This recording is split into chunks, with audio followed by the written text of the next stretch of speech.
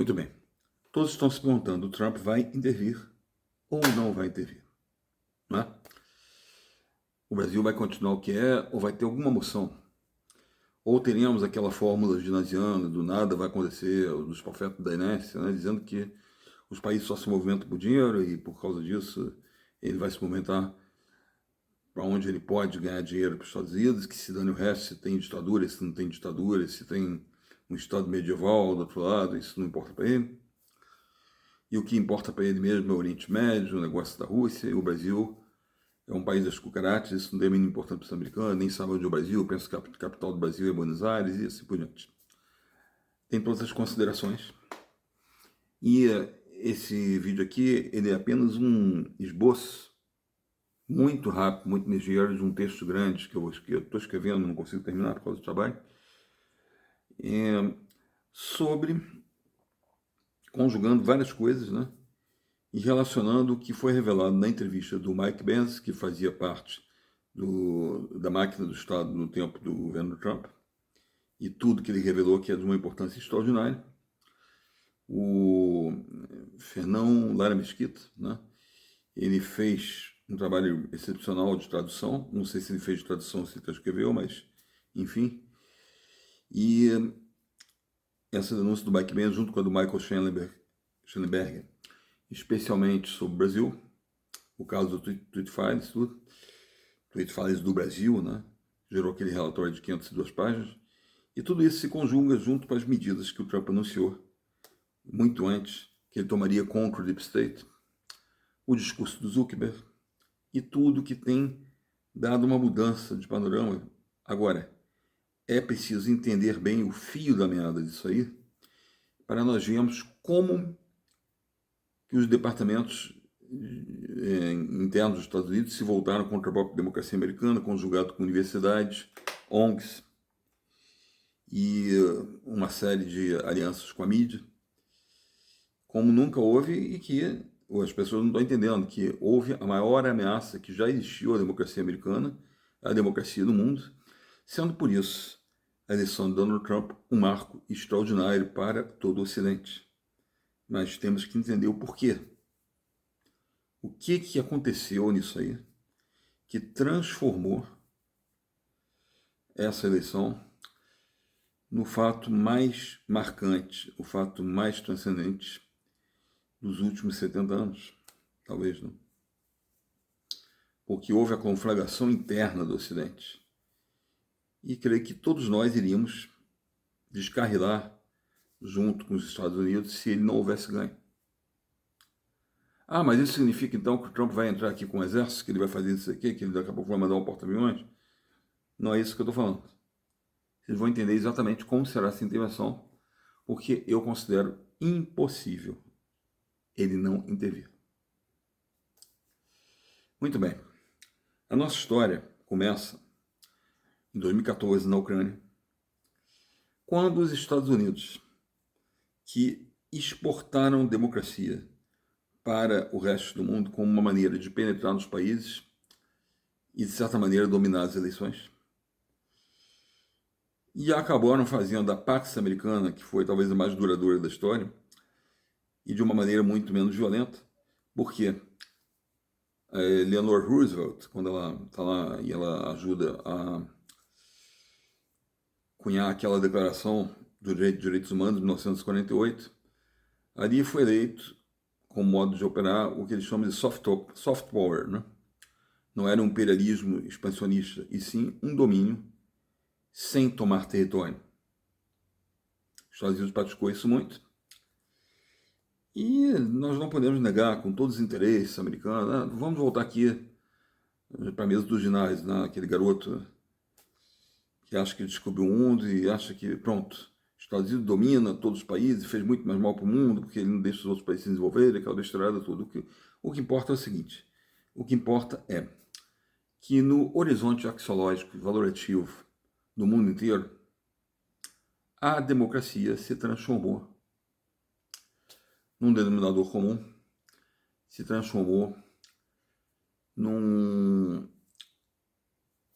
na guia da balança, né?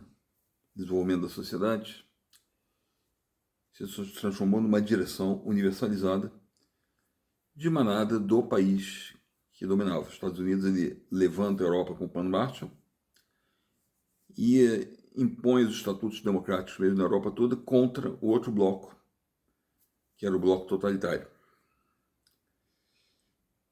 Então, o que aconteceu? Quando nós estávamos na Ucrânia, em 2014, né, no ponto que nós estávamos, eu nunca estive na Ucrânia, estou falando apenas de uma maneira para efeitos narrativos, né?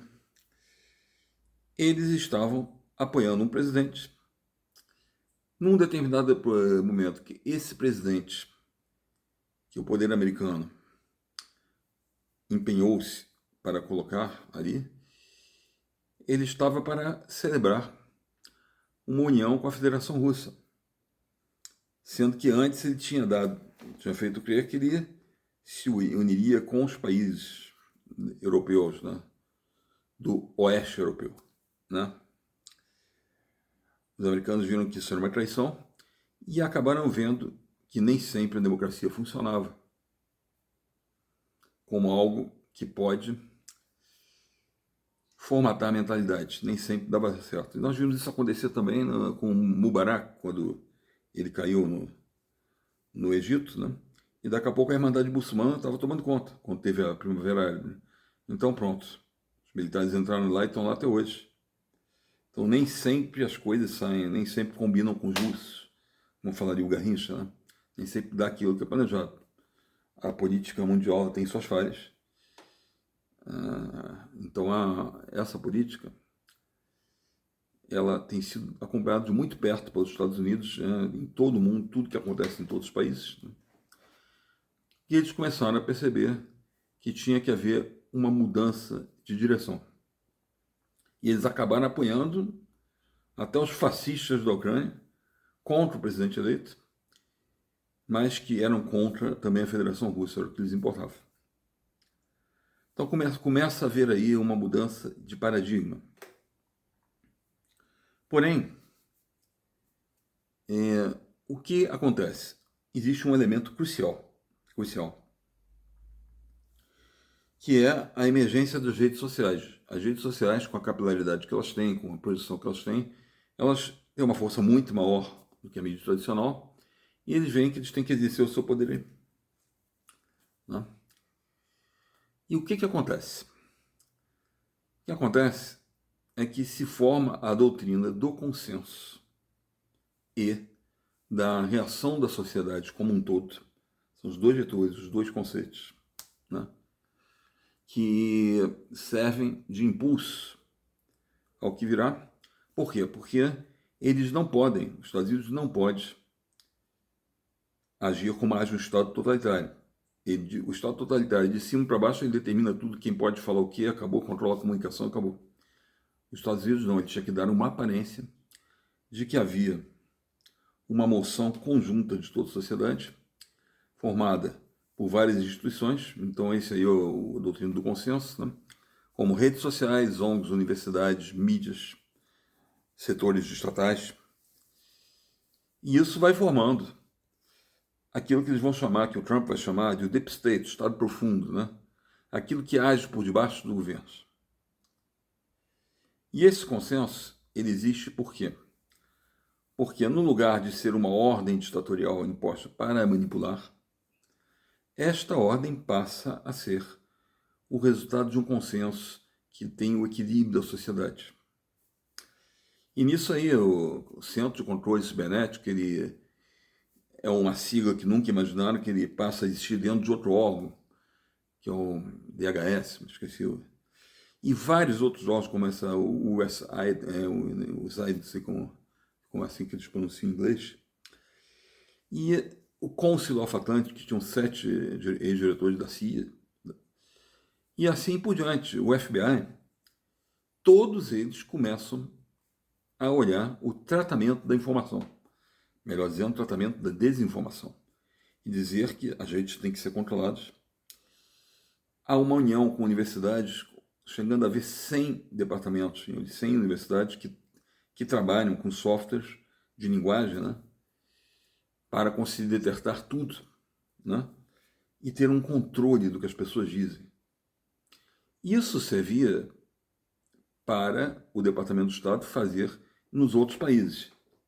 Mas chega um momento em que essa coisa vira, e ela vira não só contra o contexto interno americano, começa a haver uma repressão e uma censura, não mais para deter o comunismo, mas para deter também o populismo dentro dos Estados Unidos. E aí tem que se entender por que acontece isso. Como há esse fenômeno em que a democracia americana começa a ser vista como algo que não funciona mais e que essas instituições todas unidas é que sabem o que é melhor para o povo americano. Como que esse passo fatal, diria até fatídico, que goza de grande importância na história atual da humanidade, como ele foi dado e por quê? A resposta é muito simples. Quando eu falo das instituições americanas que fazem parte desse consenso e que eles vão fazer a reação da sociedade como um todo para não parecer que é algo manipulado, que é uma ordem, que é uma ditadura, é a sociedade toda que está se conjugando para apurar um regime melhor. Quando eu falo disso, eu tenho, por exemplo, como o próprio Mike Evans diz, né? Eu tenho, por exemplo, o New York Times. Você está falando mal do New York Times, você está atacando uma instituição. O institucionalismo começa a gastar. E eles começam a fazer programas para que as pessoas aceitem as eleições como elas forem, para que haja judicialização também, para congelar governos que lhes são contrários, e não se questione as eleições. Vocês estão lembrando do Brasil? Qualquer semelhança não é mera coincidência, né? Até as expressões que eles fazem para os manuais deles, eles vão criando programas SAPs que são, digamos, braços tentaculares desse programa central formulado dentro do Departamento do Estado e vários outros órgãos estatais. Então, até a terminologia ela começa a ser repetida por aí. Esse negócio de tratamento da desinformação, combate à desinformação, isso aí foi criado por eles. E o Moraes aqui ele apenas repete. Quer dizer, nem sequer no poder ditatorial ele consegue ser original, né? E o que acontece também? Barroso esteve no Congresso falando, se dando conta que 80% dos brasileiros se informavam pelas redes e que deveria haver isso, retornar para a mão da imprensa, que a imprensa deveria ser intermediária, um bypass entre o povo e os fatos. E nós vemos também, muito curioso, o voto do Benedito Gonçalves, que ele fala dos validadores epistêmicos, né, que as pessoas estavam com desconfiança dos especialistas, né? Então ele nos remete às utopias no início do século XX, que eram positivas, né? O sonho de um mundo novo, dominado por uma elite que diz tudo que é bom para você e você não tem que falar mais nada, né? E baseado na ciência, como sempre, o cientismo, né? A ciência parametrizando tudo, então você tem obras como O Admirável Mundo Novo, e você vê essas coisas assim, começa a ver que existe já uma ideia de manipulação voltando à tona agora, que você vê no voto do Benedito Gonçalves para tornar o Bolsonaro inelegível, é exatamente isso. Ele critica que as pessoas começaram a desconfiar dos especialistas, daqueles centros epistêmicos, daquelas pessoas capazes de decidir o que é certo e o que é errado. E o engodo que ele traz nesse voto, né, que ele repete esse escudo dessas utopias, é como se alguém quisesse duvidar de um simpósio de médicos, de um congresso de físicos, e querer duvidar dos especialistas nisso. Não, não era isso. O que acontece, na verdade, aqui no Brasil, se criou um impasse em torno das urnas eletrônicas. O Exército disse que não pôde sequer ter certeza se o código-fonte entregue a eles correspondia ao programa que funciona com esse código-fonte, que é gerado com esse código-fonte, que vai ser o programa executável que está dentro da máquina. Então, que não teve, na verdade, auditoria. Não puderam saber que bibliotecas de terceiros, para onde que vão esses dados, né? São acessados pela máquina. Não sabem o que é um perigo à segurança. Muita gente desconfia aí que esses dados iam para a Oracle e tudo que é manipulado por lá. Há todas as teorias, mas a verdade é que o Exército diz isso. E é uma besteirada, uma pataquada, uma burrice, uma obtusidade, uma imbecilidade ficar falando que o Exército não era a instituição para isso. Nós temos que ver aquela besteirada, aquela vontade de fazer frase de efeito e acabando caindo no ridículo, né, do Fachin. As eleições são coisa da sociedade desarmada. Eles não estavam entrando com armas dentro do TSE, né, eles não estavam fazendo nada disso, entrando como militares no sentido da autoridade, sim no sentido da técnica e da eficiência de institutos como o IME, com pessoas muito capacitadas que trabalhavam na cibersegurança do país e tudo, que eram capacitadíssimas, como qualquer outra entidade, para verificar as urnas. Então não houve auditoria. Se vocês lerem o relatório do Exército, foi isso. Quando nós liamos agora no relatório do golpe, né, que é essa outra farsa que, na minha opinião, está se movimentando aí, eu digo isso como estudioso do direito, né, porque não há nenhuma figura penal que possa se encaixar aí, não houve nem começo de execução. Existe essa besteirada de que os crimes de empreendimento que se caracterizam só pela tentativa, então qualquer coisa tentativa, não. Tentativa é tudo aquilo que tem o condão de gerar o resultado. Se reunir não tem resultado, mandar mensagem não tem resultado, se dirigir até o local onde Alexandre de Moraes mora e ficar lá olhando não gera resultado. O que gera resultado quando você começa a agir, você partir para dentro, para cima do Alexandre de Moraes, você colocar um tanque na rua, isso é ação. Antes disso não tem ação, e a tentativa se define como ação que é impedida por fato alheio à vontade da gente. Mas tem que ser aquela ação que pode produzir o resultado. E tanto não é capaz de produzir o resultado que eles se reuniram mandando mensagem e não aconteceu nada. Não? Tem que haver uma alteração no tempo e espaço nos crimes comissivos e nos crimes omissivos ou comissivos por omissão é a inalteração do espaço, do tempo e do espaço, que é atribuída a um agente, não que ele cause, no sentido de causar, porque se não acontece nada, ele não está causando nada, mas que essa inalteração deveria, por ele, ser remediada, e então, como ele não... Você teria que agir e não agiu, que é justamente a inalteração do tempo e espaço que faz com que ele seja culpado, porque ele teria a obrigação de agir. Né? Mas, de qualquer maneira, tem que haver. Está sempre relacionado com um acontecimento externo. Não é uma moção subjetiva, não é um planejamento. É algo que tenha a capacidade de produzir resultado. Então, essa coisa do golpe é outra besteira. Porém, no relatório do golpe, existe uma coisa muito interessante. O Ramagem, um dos chefes da BIM, ele manda para o Bolsonaro a mesma mensagem, que todas as entidades do Exército que foram fazer a averiguação das urnas não puderam conectar seus softwares aos computadores para saber. Então, essa auditoria que teve, não teve auditoria nenhuma. Isso é prova que houve fraude nas urnas? Não. Mas isso é prova do quê? Que não há transparência, não há garantia de que não houve. E isso é suficiente para colocar em questão as eleições. Mas então o que acontece? Isso era o que se reclamava. O que as pessoas que perderam os freios e foram lá no 8 de janeiro, que é evidente, não vamos dar uma de tolos aqui e dizer, não, eles não queriam fazer nada, estavam dizendo, não importa, eu acho que eles queriam uma intervenção, sim, eles queriam uma ruptura, sim, mas eles não queriam abolir o Estado Democrático de Direito. Eles não tinham chamado de elemento subjetivo do injusto. Eles se sentiam como que roubados, eles sentiam que essas eleições não tinham sido como elas tinham que ser, com a lisura e garantia, com a garantia de lisura e transparência, e eles estavam querendo resgatar a democracia. Eles estavam certos, eles estavam errados?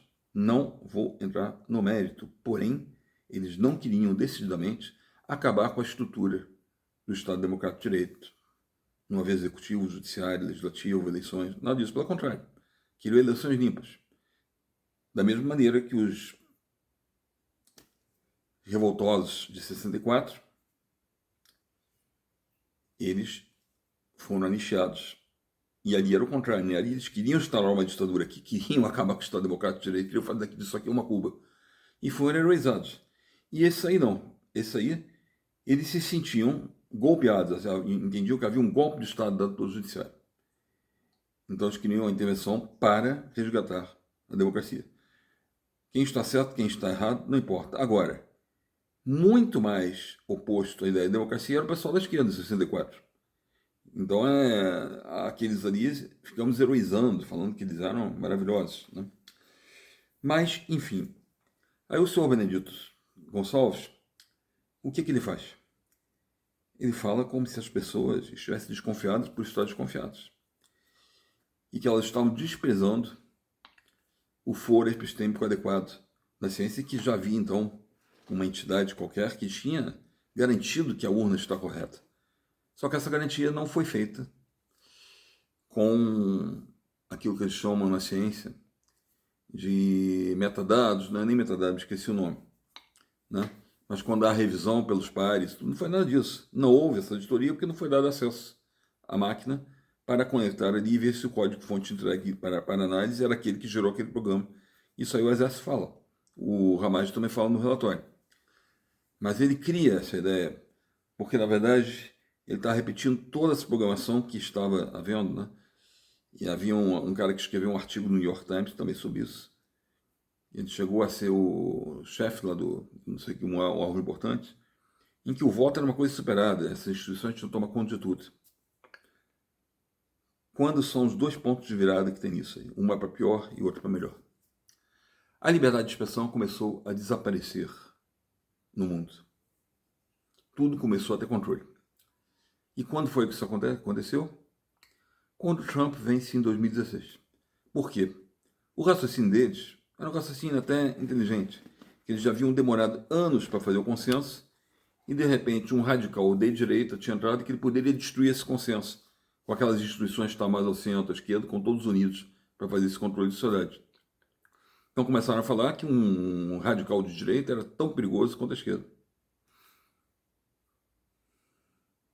Vocês já entenderam como que a esquerda entrou nisso? Quando você fala do discurso de ódio, esquecendo que a esquerda é que mais disseminou o ódio de classes no mundo, quando você fala de violência, totalitarismo, esquecendo que a esquerda é aquela, digamos que ela é a titã desse tipo de regime, né? A esquerda que fez... Mas quando você fala disso tudo, e você pode atribuir isso a um pensamento de direita, a esquerda vai pegar isso aí, ela vai pegar todo aquele marxismo cultural, ou seja, aquele definhamento que ela produziu na sociedade através, mediante a cultura, aquilo que ela espalhou no mundo inteiro, ainda se recobrindo de causas, digamos, empáticas, né? Causas que têm empatia, a empatia que temos com os excluídos, os indígenas, os negros, todos os discriminados, ela vai pegar tudo isso para que ela continue a instilar essa ideia dessa polarização. E essa ideia dessa polarização, ela vai fazer com que ela esteja no lado do bem. Aquilo que seja para uma consciência menos disciplinada do saber, né? Uma consciência menos perspicaz, vai parecer que ela está com os bons e os outros estão com o mal, os outros estão com a exploração, os outros estão com a discriminação sexual, os outros estão com o racismo, os outros estão com qualquer forma de manutenção dos excluídos, da exclusão, e ela não. Ou seja, a gente já sabe disso tudo no seu primeiro falando e último do marxismo cultural, mas é aquela ideia de que ela está ao lado do bem natural. É natural que as pessoas vejam isso. E ela não mais usa um discurso de uma dinâmica revolucionária, disruptora. Ela começa a atribuir isso à direita. Quando chega a Covid, como o Mike Benz fala muito bem, daqui a pouco são eles, a direita, que está falando que não se deve tomar vacina, isso pode ser uma maneira de dominação, isso tudo. Então acaba que a esquerda se une a esse propósito, começa a usar esse termo negacionista, né? E de um momento para o outro, negacionista passa a ser aquele que contesta uma tese científica, o que acontece o tempo inteiro dentro da ciência, o foro epistêmico da ciência transfere para a mídia, e acontece que as pessoas começam a intervir diretamente no debate científico. Isso aí foi a coisa assim mais absurda, estúpida do mundo, né? Durante a pandemia, e começa a falar que a obscuridade de negar uma determinada tese científica está sendo defendida pela maioria, que a vacina não funciona. Quando a ciência ela funciona justamente por submeter à crise o conhecimento estabelecido. É todo o contrário, né? Mas aconteceu isso. Mas começa isso, e daqui a pouco estão cada vez mais querendo compartimentar, canalizar o espírito popular para que ele não vote num determinado candidato, ou que se ele conseguir ganhar, foi um erro de conceito, né? E que temos que acabar com ele. Então, tão logo o Trump assume, começa o Russiagate, aquela invenção de que o Trump estava acomodado com a Rússia, depois vem a pandemia, eles fazem tudo para acabar com a administração do Trump e conseguem. conseguem que um poder como o dele seja apiado, né? E entre novamente aquela velha comarca tradicional dos políticos ideológicos e tudo, e agora industriados e impregnados com o discurso da esquerda e muito mais radical. Então começam a suprimir a liberdade de expressão dos Estados Unidos, através da Big Tech, através de softwares, através de todo quanto é tipo de mecanismo. E o Biden, aqui no Brasil, como denuncia o Michael Schellenberg, também criou, eles viam quem eram as pessoas que mais apoiavam esse ponto de vista dele, e ele também criou, então, os apoios às ONGs, todos os programas de tratamento de informação, logo em 2018, quando o Bolsonaro acabou de se eleger. Não o Biden, né, que era o Trump, mas esse Estado começou a viver à margem do Trump. Logo depois de 2018, sem o Trump nem saber, já estava vendo reunião no TSE com o FBI, CIA, coisa, como vamos fazer, e congelar o governo do Bolsonaro. Então foi assim que a esquerda entrou nisso. Né? A esquerda com todo o seu aparato de bom mocismo, toda a sua o seu planejamento, que durante anos se deu por meio da disseminação cultural, espalhado por toda a sociedade, ele passa a ter organicidade dentro desses mecanismos de censura e ele se torna, assim como ele se diz, o representante da virtude, monopólio da virtude, da justiça social, ele começa a ter também participação, a esquerda começa a ter participação no Estado e no mecanismo repressor, que é o que eles sempre fazem em todos os países onde eles se implantam. Suprimir as liberdades, perseguir adversários, calar adversários, fazer expurgos. E foi isso que eles fizeram aqui através do STF. Ou seja, nem tem o poder absoluto, mas quase estão acabando com a liberdade de expressão. Só que houve um momento de inflexão fantástico. Foi quando Elon Musk comprou o Twitter e, de repente, começou a mostrar a existência desses órgãos todos dentro dos Estados Unidos. Isso escandalizou um pouco. E mostrando como eles contribuíram para acabar com a liberdade de expressão. E isso aí provocou uma reação tremenda, né? E estamos vendo o que está acontecendo aqui. O Trump disse que vai desmantelar todo o Deep State. Vai ser uma tarefa árdua. Não é uma tarefa árdua. Mas ele não vai desmantelar o Deep State, que permite ele vigiar outros países. Mas nos Estados Unidos vai acabar. Mas aí vem a pergunta. Ele vai agir no Brasil ou não vai? Eu considero impossível ele deixar de agir no Brasil. Porque o Brasil se tornou um laboratório de vanguarda da juristocracia, do lawfare. Nós temos aqui agora os caudilhos da juristocracia, né?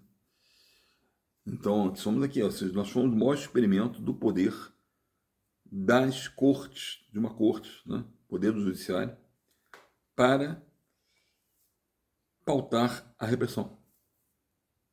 Ah, mas o que o Trump tem que ver com isso? Ora, é simples. Marco Rubio já andou declarando que todas as Américas agora passarão por uma revisão porque eles deixaram crescer aqui os inimigos dos Estados Unidos. Quando teve aquela reunião do... Eu esqueci até agora esse G20, né? Não sei o que, eu esqueci. Aqui no Brasil, depois o Xi Jinping foi recebido com pompas presidenciais. Isso não passou despercebido pelos americanos, assim como a compra deles de uma terra lá na Amazônia, perto das jazidas, né, que interessam ao Brasil, também não passou despercebido de tudo que eles têm feito aqui. Agora o Trump está querendo recuperar o Panamá por ser dominado pela China, a Groenlândia por ser um ponto estratégico para impedir o Polo Norte de ser usado pela China, e ele está tomando todas as medidas de proteção contra a China. Então por que ele deixaria o Brasil para a China? Por que ele deixaria um país tão grande, tão importante aqui, que sempre foi zona de influência dos Estados Unidos, virar uma ameaça para os Estados Unidos? Não tem sentido nenhum. O Tucker Carlson, quando veio aqui entrevistar o Bolsonaro, ele falava: por que o governo Biden está dando o Brasil de graça para a China? Então, eu não acho que o Trump vai hibernar contra isso. Ele vai entender muito bem. E agora, essa vinda da OEA aqui, a OEA é sustentada majoritariamente pelos Estados Unidos, e dentro dela está a Corte Interamericana de Direitos. Houve denúncias durante 4 anos. Todos os anos do Bolsonaro. E ela deu de ombros, mostrando que era uma corte que não estava nem aí para as violações. Pelo contrário, fazia parte desse esquema. Agora, de repente, quando o Trump entra, esse pessoal vem aqui. Claro que eles vão tentar se safar, de repente falar que investigaram tudo, mas não importa. É uma pressão americana, com certeza. E todos os órgãos e toda a imprensa mundial que apoiava o sistema que está imposto aqui, que está implantado aqui, ela encolheu muito. O efeito do Musk sobre a ditadura brasileira, em termos de desmantelamento da falsa defesa da democracia, foi uma coisa extraordinária. E o Elon Musk é um desses que ele teve do governo brasileiro uma sanção de milhões e ainda de suspender a rede dele, né? Então agora preste atenção. Quando Mark Zuckerberg fez o discurso do seu abandono da esquerda, acabar com os jogadores de fato e tudo, havia um ponto central nesse discurso dele. O pedido de ajuda do governo americano com governos estrangeiros que impõem a sanção, impõem a ditadura. Isso não me sai da cabeça. E olha que todos eles estão alinhados agora, né? Todos os grandes Big Techs. A Alphabet, o Google, tudo, mas cedo ou tarde acho que vai estar também. Que, pelo que eu não me engano, o Sergey Brin, um dos CEOs do Google, estava lá na posse. Então, está havendo uma reação extraordinária à disseminação cultural da esquerda. Isso tudo vai ser combatido muito.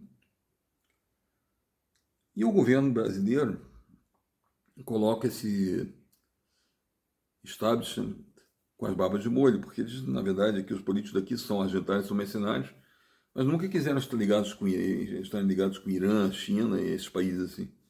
Sempre foram muito mais daqueles que gostam de passar as férias em Miami e na Europa, né? E fazer suas palestras e tudo, e destilar sua vaidade como seja.